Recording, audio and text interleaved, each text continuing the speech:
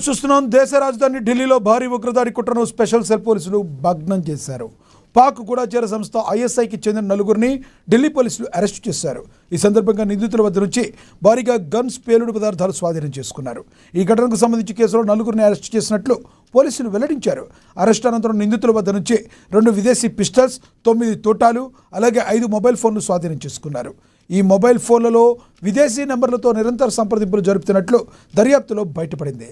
కాగా ఉగ్ర నెట్వర్క్పై ఢిల్లీ పోలీసులు దర్యాప్తు కొనసాగిస్తున్నట్లుగా తెలిపారు.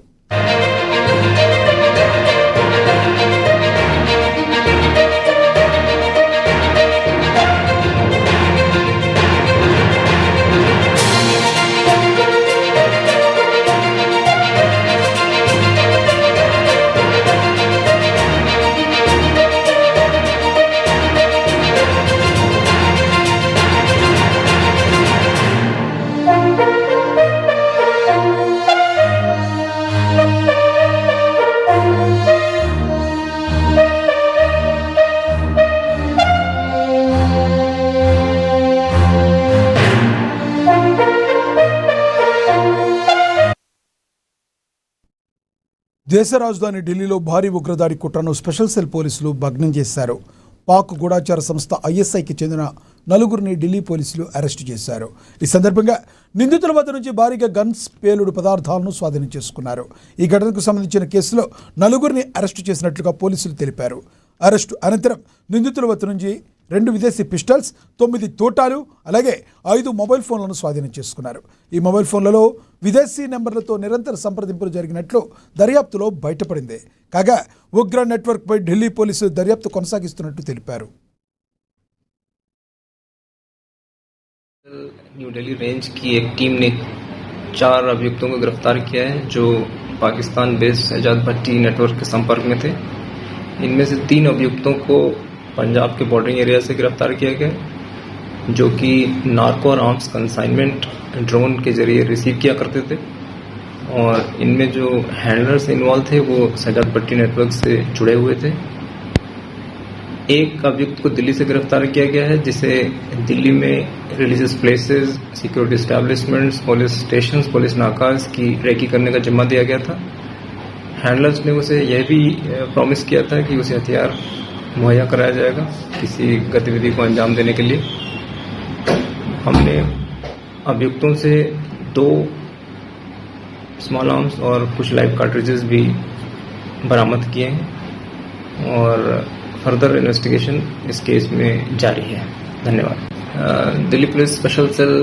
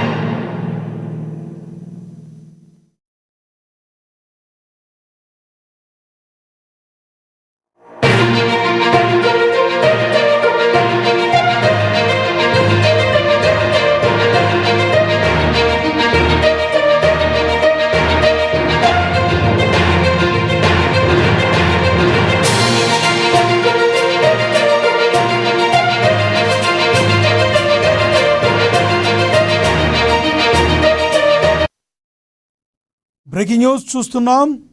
ఇక సవాళ్లు ప్రతి సవాళ్లతో భాగ్యనగరం అట్టుడుగుతోంది. అటు కాంగ్రెస్, ఇటు బీఆర్ఎస్ శ్రేణులు పోటాపోటీ సవాళ్లతో హైదరాబాద్ వ్యాప్తంగా హైటెన్షన్ వాతావరణం నెలకొంది.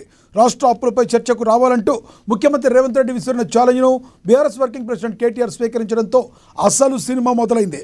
వరంగల్ అయినా, అశోక్ నగర్ అయినా ఎక్కడైనా చర్చకు సిద్ధమంటూ కేటీఆర్ కౌంటర్ ఇవ్వడంతో రాజకీయం ఒక్కసారిగా పీక్స్కు చేరింది. ఇక ఇవాళ చర్చా వేదికలైన తెలంగాణ భవన్, గన్ పార్క్ వద్ద ఉద్రిక్తత పరిస్థితులు రాజుకున్నాయి.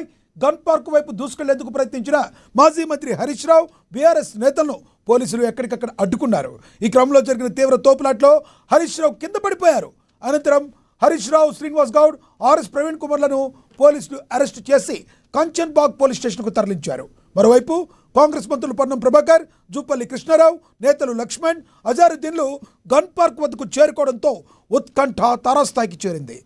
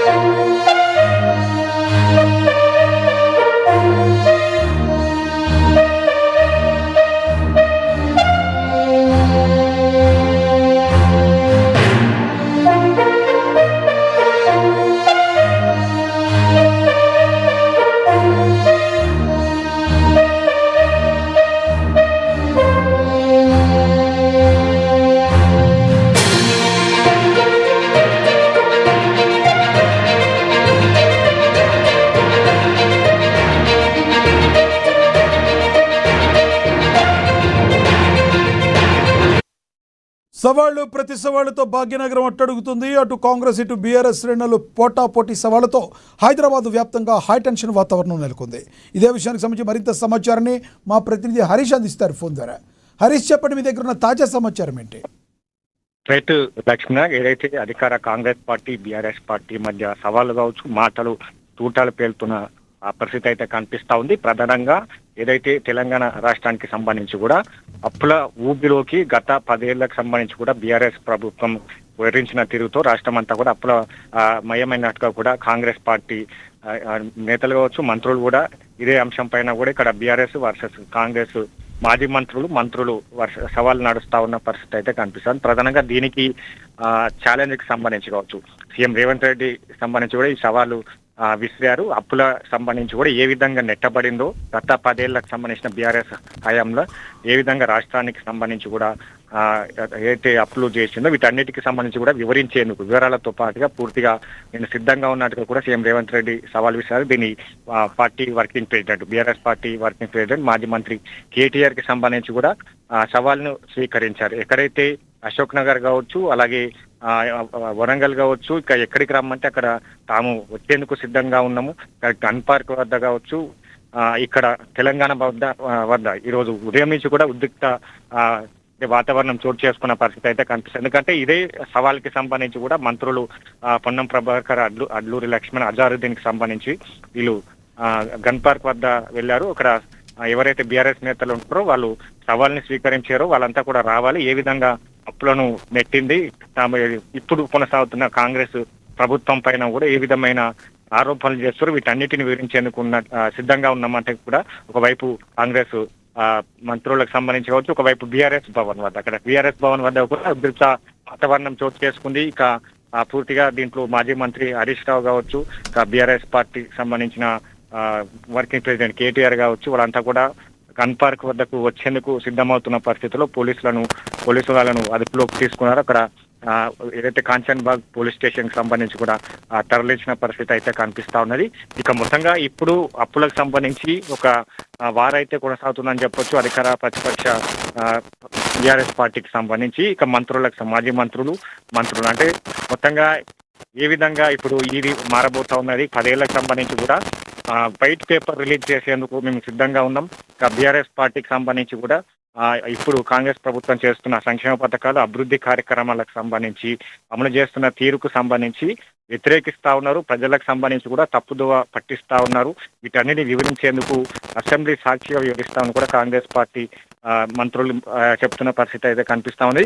ఇక మొత్తంగా ఈ రోజు ఉదయం నుంచి కూడా ఇక్కడ బీఆర్ఎస్ భవన్ వద్ద అలాగే గన్ పార్క్ వద్దకు సంబంధించి కూడా ఒక ఉద్రిక్త వాతావరణం చోటు చేసుకున్న పరిస్థితి అయితే కనిపిస్తా ఉంది. ఇక ప్రతి సవాళ్ళు తో ఇక పొలిటికల్ హీట్ పెరిగిందని చెప్పవచ్చు తెలంగాణ. ఇప్పుడు ఎటువైపు అంటే వీళ్ళు సవాల్ని స్వీకరిస్తారా, లేదా రేపు మరోసారి గన్ పార్క్ వద్దకు చేరుకుంటారా, లేదా ప్రెస్ క్లబ్ కి సంబంధించి సోమాజిగూడ ప్రెస్ క్లబ్ లో దీన్ని వివరించేందుకు సిద్ధంగా ఉన్నామని కూడా ఒకవైపు కాంగ్రెస్ పార్టీకి సంబంధించిన మంత్రులు చెప్తున్న పరిస్థితి అయితే కనిపిస్తా ఉన్నది. కాబట్టి ఇంకా పొలిటికల్ హీట్ పెరిగే అవకాశాలు ఉన్నాయని చెప్పొచ్చు. లక్ష్మీనారాయణ,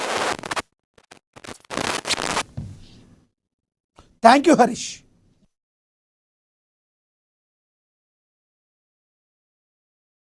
ఆధారాలు ఉంటే నిరూపించమని చెప్పేసి మంత్రులు అడ్డూరి లక్ష్మణ్ కుమార్ గారు, పొన్నం ప్రభాకర్ గారు, అదేవిధంగా అజరుద్దీన్ గారు ఓపెన్ ఛాలెంజ్ విసిరారు.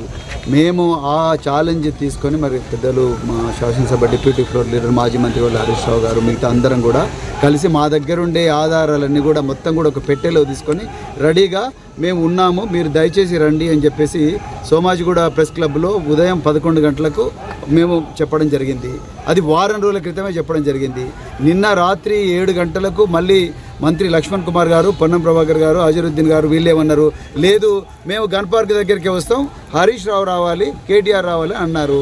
సరే మరి హరీష్ రావు గారు మేము అందరం కలిసి మరి మీరు గన్ పార్కే దగ్గర రమ్మంటున్నారు కదా, మా దగ్గర ఉన్న ఆధారాలన్నీ పట్టుకొని అందరం కలిసి ప్రజాస్వామ్య వాతావరణంలో గన్ పార్క్ దగ్గర ప్రజల ముందర ఆ ఆధారాల ముందు పెట్టడానికి మేము పోయినాం.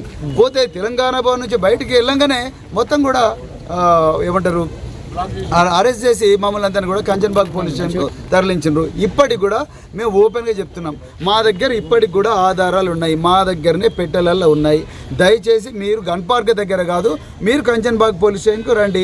జూపల్లి కృష్ణారావు గారు కూడా అన్నారుగా తెలంగాణ భవన్కి వస్తామని చెప్పేసి. తెలంగాణ భవన్లో వారి కోసం పుష్పగుచ్చము, అదేవిధంగా షాల్వా ఇవన్నీ తీసుకొని వారి కోసం వెయిట్ చేసినాము. వారు రాలేదు. మేము ఇవాళ కంచన్బాగ్ పోలీస్ స్టేషన్లో ఉన్నాము. కంచన్బాగ్ పోలీస్ స్టేషన్కు మీరందరూ రండి, లేదా ఈ పోలీసులకు చెప్పి మమ్మల్ని గన్ పార్క్ తీసుకొని పోండి. సింపుల్. మా దగ్గర అన్ని ఆధారాలను ఇప్పటి కూడా చూపిస్తాం. 2000 కోట్ల రూపాయల కుంభకోణం జరిగింది. మీరు తెలంగాణ బిడ్డలకు ఇవ్వాల్సిన ఆ కాంట్రాక్ట్ను మీరు అంతా కూడా ఢిల్లీ, తర్వాత గుజరాత్, తర్వాత బాంబేలో ఉండే మఫత్లాలు లేకపోతే వరల్డ్ఫా అనే రకరకాల బినామీ కంపెనీలకు ఇచ్చిండ్రు. ఇవన్నీ కూడా ముఖ్యమంత్రి రేవంత్ రెడ్డి గారు డైరెక్ట్గా ఆయన్నే డీల్ చేస్తున్నారు. సో ఇదందరికీ క్లియర్గా తెలుసు. మా దగ్గర ఆధారాలు ఉన్నాయి, మేము చెప్తా ఉంటున్నాం. మీరు ఎందుకు ఆధారాలు మమ్మల్ని చూపనివ్వడం లేదు ప్రజలకు? పోనీ మీ దగ్గర ఏమైనా ఆధారాలు లేదు, ఇవన్నీ పారదర్శకంగా జరిగినట్టు మీరు ప్రజల ముందర పెట్టండి కదా. అవి పెట్టరు, మేము చూపిస్తామంటే వినరు. లేదా మేము కలిసి మరి బహిరంగ చర్చకు రెడీ అని మీరన్న సవాళ్ళను మేము స్వీకరించి ఆధారాలతో మీరు ఎక్కడికి రమ్మంటే అక్కడికి మా హరీష్ రావు గారు మేమందరం కూడా వస్తా అంటే మళ్ళీ మేము వస్తుంటే మేము అరెస్ట్ చేసి ఇక్కడ తీసుకొస్తారు. ఇప్పటికి కూడా సమయం ఏం మించిపోలేదు. మేమందరం కంచన్బాగ్ పోలీస్ స్టేషన్లో ఈ చెట్ల కింద ఉన్నాము. సో దయచేసి ఎండలో ఉన్నాము, మీరందరు కూడా గన్ పార్క్ నుంచి మీరు రండి. లేదా మీకు అంత బిజీగా ఉంటే, మీకు అంత భయంగా ఉంటే ఇక్కడికి రావడానికి, మమ్మల్ని ఇక్కడ నుంచి డైరెక్ట్గా గన్ పార్క్ తీసుకొని పోండి. ఇప్పటికి కూడా ఆధారాలు. ప్రవీణ్ కుమార్ మా దగ్గర ఎస్పీ పనిచేసినప్పుడు మా నిబద్ధత తెలుసు, మా పోరాటం తెలుసు. వట్టిగానే గెలికి ముచ్చుకొని అనవసరంగా ఇబ్బంది పడద్దని చెప్తా ఉన్నా. కేటీఆర్ గారు కూడా మా శాసనసభ్యుడు, మీకు కూడా తెలుసు సోదరా, అనవసరంగా ఎవడు ఏదో సమాచారం ఇస్తే గతంలో 10 ఏళ్ళు చేసిన కాంట్రాక్టర్ ఆ నోటికాడు కూడు వేయిందని, అక్రమ సంపాదన వేయిందని తప్పుడు సమాచారం చేయవలసింది మాట్లాడకండి. మీరు విచారణ చేసుకోండి. లేదా బహిరంగంగా తాడు బొంగురం లేని మీ ప్రవీణ్ కుమార్ చెప్పండి, మేము ఏమైనా చేసినామో ఆ పేపర్లు బయట పెట్టమనండి. నా దగ్గర పేపర్లు మొత్తం రికార్డు తీసుకొచ్చినాం, కానీ ప్రెస్ ముందట్లో లేదా తాడు బొంగురం లేని వాళ్ళ ముంగడం మేము చెప్పాం. అయితే శాసనసభకు ప్రాతినిధ్యం వహిస్తున్న ఎమ్మెల్యేలుగా, మాజీ మంత్రులుగా ఒక చట్టసభల పట్ల గౌరవం ఉంటుంది. వాళ్ళ ముందర చర్చ చేయడానికి సిద్ధం. లేదా చట్టసభలో చర్చ చేస్తా ఉన్నాం, ఆ దానికి సిద్ధమైతే మేము సిద్ధం. మేము ఎక్కడా ఎవడో పెడతా ఉన్నాడు ఏదో మేము తప్పించుకొని, అరే ఇది జంక్షన్, తెలంగాణ స్ఫూర్తికి జంక్షన్ ఇది. మేము రెడీగా ఉన్నాం. మేము మా పార్టీ కార్యాలయంలో కూర్చొని రమ్మంటారు, లేదా కాంగ్రెస్ లెజిస్లేటర్ పార్టీ కార్యాలయంలో కూర్చోలే. This is a public place. మేము ప్రెస్ క్లబ్ కూడా రావడానికి సిద్ధంగా ఉన్నాం. కానీ ఎవరితోటి పడితే ఆయనతో చర్చకు సిద్ధం లేము. ఎవరికి పడితే దానికి జవాబు చెప్పడానికి రాజ్యాంగం మీద ప్రమాణం చేయలే. నాకున్న సమాచారాన్ని ఎవరితోటి పడితే ఆయనతో షేర్ చేసుకోవద్దని ప్రమాణం చేసిన శాసనసభ్యులతోటి, మాజీ మంత్రులుగా ఉన్నటువంటి ప్రస్తుత శాసనసభ్యులతోటి శాసనసభలో కానీ ఎక్కడైనా చర్చ చేయడానికి సిద్ధం. ఇది న్యాయమా కాదా మీరే ఆలోచన చేయండి. అదేవిధంగా నేను మరొక్కసారి కోరుతా ఉన్నా, పాత్రికేయులందరినీ ఆయన దగ్గర ఆధారాలు ఉంటే చూపెట్టమనండి.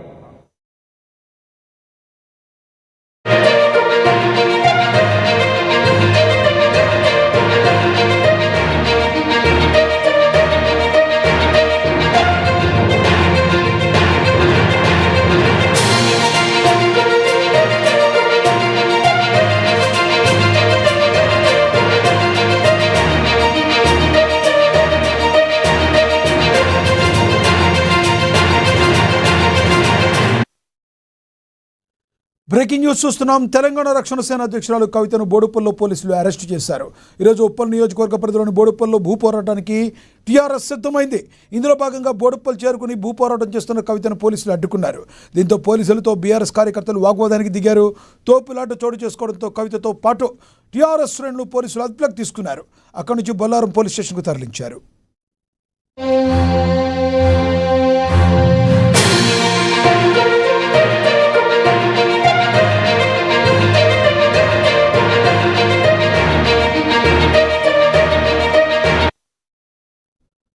టీఆర్ఎస్ అధ్యక్షురాలు కవితను బోడుపల్లో పోలీసులు అరెస్టు చేశారు. ఈరోజు ఉప్పల్ నియోజకవర్గ పరిధిలోని బోడుపల్లో భూ పోరాటానికి టీఆర్ఎస్ సిద్ధమైంది. ఇందులో భాగంగా బోడుపల్ చేరుకుని భూ పోరాటం చేస్తున్న కవితను పోలీసులు అడ్డుకున్నారు. దీంతో పోలీసులతో టీఆర్ఎస్ కార్యకర్తలు వాగ్వాదానికి దిగారు. తోపులాట చోటు చేసుకోవడంతో కవితతో పాటు టీఆర్ఎస్ శ్రేణులు పోలీసులు అదుపులోకి తీసుకున్నారు. అక్కడి నుంచి బొల్లారం పోలీస్ స్టేషన్కు తరలించారు. ఇవాళ ఉప్పల్లో తెలంగాణ ఆడబిడ్డల రక్తం చిందింది. ఉప్పల్లో ఉద్యమకారులు ప్రతిరోజు గుర్తించాలి. గవర్నమెంట్ కి చాలా దారుణంగా గవర్నమెంట్ ఇచ్చినటువంటి హామీలే నెరవేర్చకపోవడం అనేది అన్యాయం. వాళ్ళు ఇచ్చిన హామీలే అడిగాం తప్ప కొత్తగా ఏం అడగలేదు. మళ్లీ డిమాండ్ చేస్తున్నాం. ఉద్యమకారులకు ఇవ్వాల్సిన ల్యాండ్ ఇవ్వాలి. 250 గజాలు ఏదైతే చెప్పినారు ఇవ్వాలి. అది అడిగినందుకు ఇవాళ ఉద్యమకారుల మీద లాఠీ చార్జ్ చేయడం, ఉద్యమకారుల రక్తం చిందేటట్టు చేయడం ఖచ్చితంగా కాంగ్రెస్ గవర్నమెంట్ కి కౌంట్ డౌన్ స్టార్ట్ ఈ రోజు నుండి. తెలంగాణ ఉద్యమకారులు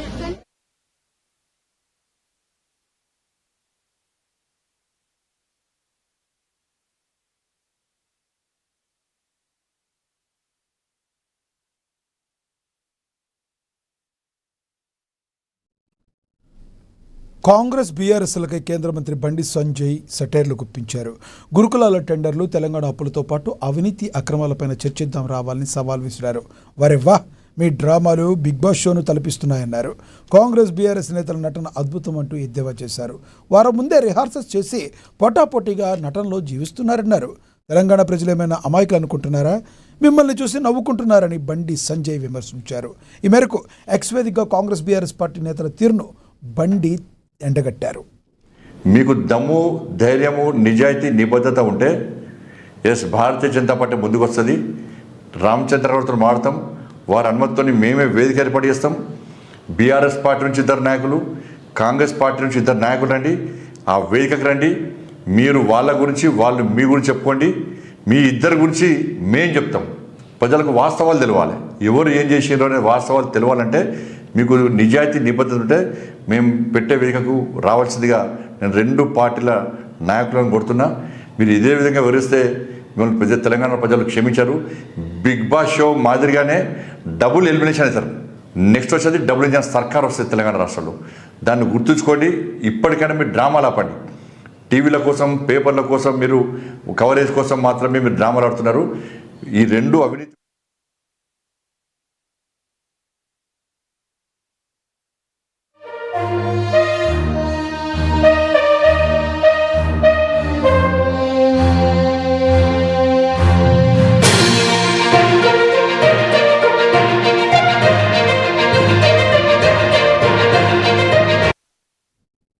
ఆంధ్రప్రదేశ్ గ్రామీణ ప్రాంతాల ముఖ చిత్రాన్ని మార్చే సరికొత్త విప్లవానికి తిరుపతి జిల్లా వేదికైంది.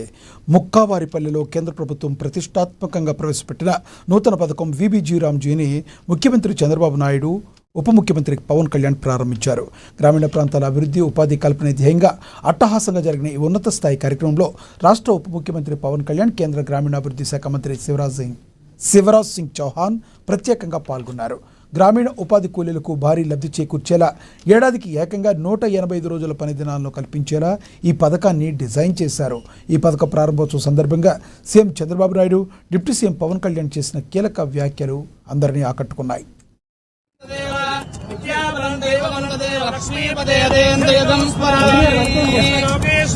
స్వర్ణాంధ్రప్రదేశ్ అన్స్టాపబుల్, ఎవడు అడ్డుపడలేడు. ఎవరైనా అడ్డుపడితే జగన్నాథ చక్రాలే. కలియుగ దేవుడు వెంకటేశ్వర స్వామిని తలుచుకొని ముందుకు పోతే అన్ని చేయాలి. అవునా కాదా అని మిమ్మల్ని అడుగుతున్నా.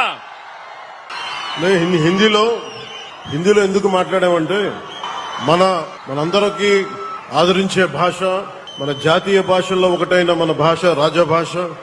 అంటే మనం ఎన్ని భాషలు విభిన్నమైన భావం ఒకటే, భారతీయత ఒకటే. स्वर्ण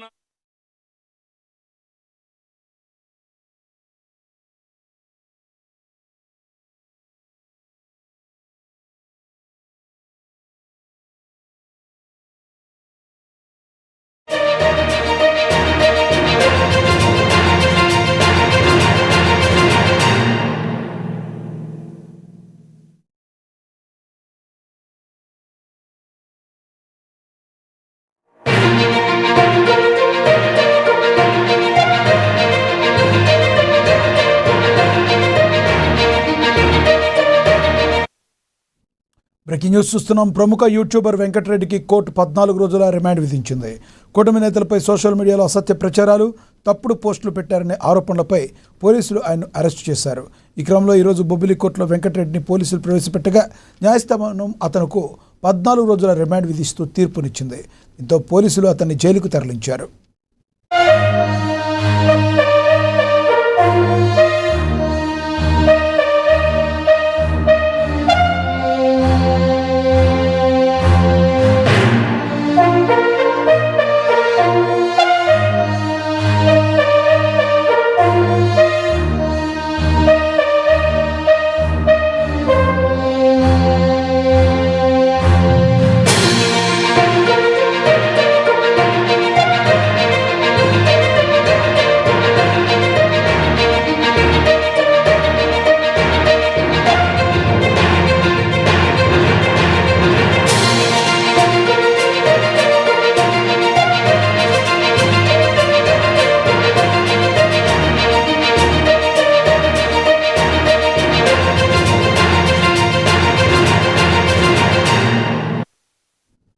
ప్రముఖ యూట్యూబర్ వెంకటరెడ్డికి కోర్టు 14 రోజుల రిమాండ్ విధించింది. కూటమి నేతలపై సోషల్ మీడియాలో అసత్య ప్రచారాలు, తప్పుడు పోస్టులు పెట్టాడనే ఆరోపణలపై పోలీసులు అతన్ని అరెస్టు చేశారు. ఆ క్రమంలో ఈరోజు బొబ్బిలి కోర్టులో వెంకటరెడ్డిని పోలీసులు ప్రవేశపెట్టగా న్యాయస్థానం అతనికి 14 రోజుల పాటు రిమాండ్ విధిస్తూ తీర్పునిచ్చింది. దీంతో పోలీసులు అతన్ని జైలుకు తరలించారు.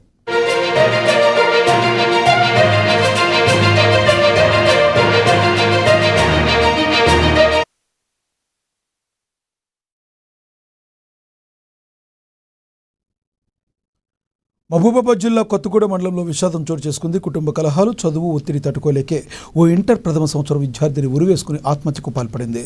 మృతురాలిని పొగళ్లపల్లి గ్రామానికి చెందిన పెండ్లి చందనగా గుర్తించారు. ఘటనా స్థలంలో పోలీసులకు సూసైడ్ నోట్ లభ్యమైంది. తల్లిదండ్రులు హైదరాబాద్లో ఉన్న సమయంలోనే ఈ ఘోరానికి ఒడిగట్టింది. కేసు నమోదు చేసుకున్న పోలీసులు మృతదేహాన్ని పోస్టుమార్టం నిమిత్తం తరలించారు. అన్ని కోణాల్లో దర్యాప్తు చేస్తున్నారు.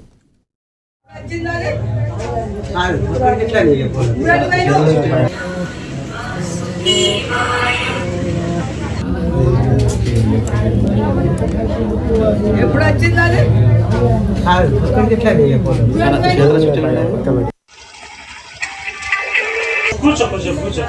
కింద అన్ని కాదు అప్పుడు అయింది కదా. పల్నాడు జిల్లా దాచేపల్లి మండలం గామాలపాడు గ్రామంలో టీటీడీ బోర్డు సభ్యులుగా జంగ కృష్ణమూర్తి సమావేశం నిర్వహించారు. 12వ శతాబ్దంలో నాయకురాలు నాగమ్మ నిర్మించిన ఆలయాన్ని పునరుద్ధరించి ఈ ప్రాంతాన్ని ఆధ్యాత్మిక పర్యాటక కేంద్రంగా తీర్చిదిద్దుతామని ఆయన వెల్లడించారు. పల్నాడు చరిత్రను ప్రపంచానికి చాటేలా 3 ఎకరాల్లో మ్యూజియం, గోశాల, వృద్ధాశ్రమం నిర్మిస్తున్నట్లుగా తెలిపారు. ఈ నెల 4వ తేదీన జరిగే ధ్వజస్తంభ ప్రతిష్ఠ శంకుస్థాపన మహోత్సవాలను విజయవంతం చేయాలని ఆయన పిలుపునిచ్చారు.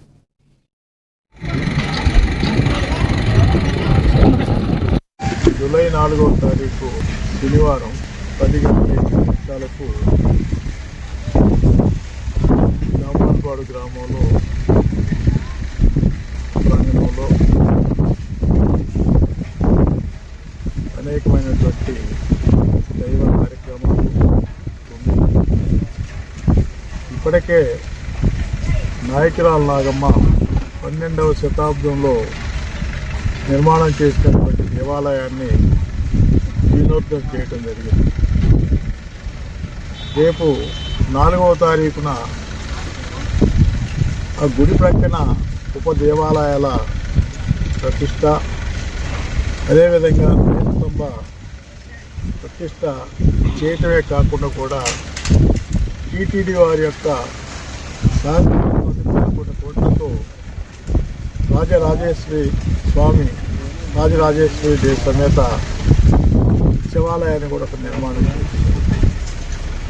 ఇది కాకుండా కూడా ప్రధానంగా పల్నాడు చేతిని పరిరక్షించాలన్న ఆలోచనతో కొంతమంది మిత్రులు కలిసి గత కొన్ని సంవత్సరాలుగా ఒక కమిటీని ఏర్పాటు చేసుకొని పల్నాడు చరిత్రని వెలికి తీయాలా, పల్నాడు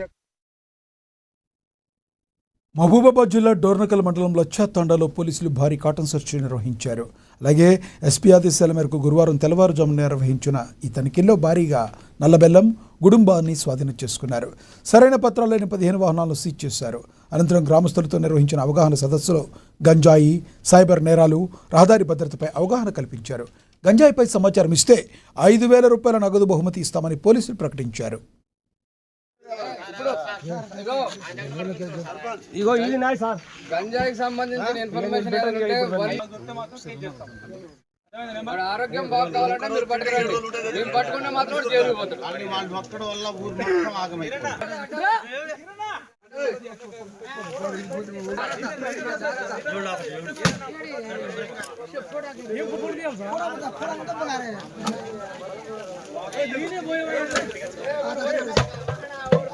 చాలా మంది ఐడి లిక్కర్ అంటే గుడంబ తయారు చేసి చిన్న వయసులోనే చనిపోతున్నారు, చిన్న వయసులోనే ముసవాళ్ళు అవుతున్నారు. ఇప్పుడు మన దగ్గర చూస్తున్నాం, మా చిరంజీవి ఎన్ని సంవత్సరాలు, ఆయనకు 72 సంవత్సరాలు. ఆయన ఎట్లున్నాడు, మనం ఎట్లున్నాం చెప్పండి. 70 సంవత్సరాలు మనం బతుకునే కష్టం ఉంది. మన దగ్గర విలేజ్లో చూసినట్లయితే మగవాళ్ళ కంటే ఆడవాళ్ళు ఎక్కువ ఉన్నారు. అంతేనా? ఎందుకంటే మనం విడో పెన్షన్ కూడా చూస్తాం. అంటే వితంతు పెన్షన్ ఉన్నాయి కదా, అది ఎంతమందికి ఇస్తున్నారు? దానికి కారణం ఏంటి ఆలోచించండి. తాగితే ఎలాంటి బలం రాదు, తింటే బలం వస్తుంది. అర్థమైందా? తింటే బలం వస్తుంది. తింటే మనము ఇప్పుడు చూడండి, కొంతమంది చేస్తాం, మేము పొందాక పనిచేస్తున్నాము, అందుకే సాయంత్రం తాగి పడుకుంటాం. ఇప్పుడు తాగడం కంటే నువ్వు అదే మంచిగా కడుపుండా తిన్నావు అనుకో, ఎంత మంచి నిద్ర వస్తుంది. మీరు బాగా కడుపుండా తిన్న రోజు. కాబట్టి మీరు ఏం చేయాలి, మంచి ఫుడ్ తీసుకోవాలి. జనరల్గా మనం ఏం చేస్తాం, మంచి ఫుడ్ తీసుకోవాలి. న్యూట్రిషన్ ఫుడ్ కనుక తీసుకుంటే మనం ఎక్కువ హార్డ్ వర్క్ చేయగలుగుతాం, ఎక్కువసేపు పని చేయగలుగుతాం, మనం గట్టిగా ఉంటాం. మనం ఏం చేస్తాం, జనరల్గా ఇప్పుడు తాగుతారు, తాగి పడుకుంటారు వాడు. అతను మళ్ళీ ఏంటంటే ఫస్ట్ కొంచెం తాగడం అలవాటు అవుతుంది, తర్వాత వాడు బాధలో ఏదో ఇష్యూస్ వస్తాయి. ఇష్యూస్ అయినా కదా వాడు పొద్దున్న లేకుండా తాగడం స్టార్ట్ చేస్తాడు. ఏమైతే తర్వాత ఈ తాగడానికి బానిస అవుతాడు వాడు. బానిస వచ్చి భార్యను కొట్టడం, ఇంట్లో అమ్ముకోవడం, తర్వాత లాస్ట్కు లివర్ ఖరాబ్ అవుతుంది, హాస్పిటల్ అడ్మిట్ అవుతాడు, లక్షలు కట్ చేస్తారు, చనిపోవడం జరుగుతుంది. 40 ఇయర్స్లోనే చాలామంది చనిపోతారు. దానికి కారణం ఏంటి? దీనివల్లనే మ్యాక్సిమం చనిపోతారు. ఖండాల్లో మాత్రం ఎస్పెషల్లీ దీనివల్ల ఎక్కువ మంది చనిపోతున్నారు. కాబట్టి మీరు దయచేసి చూడండి.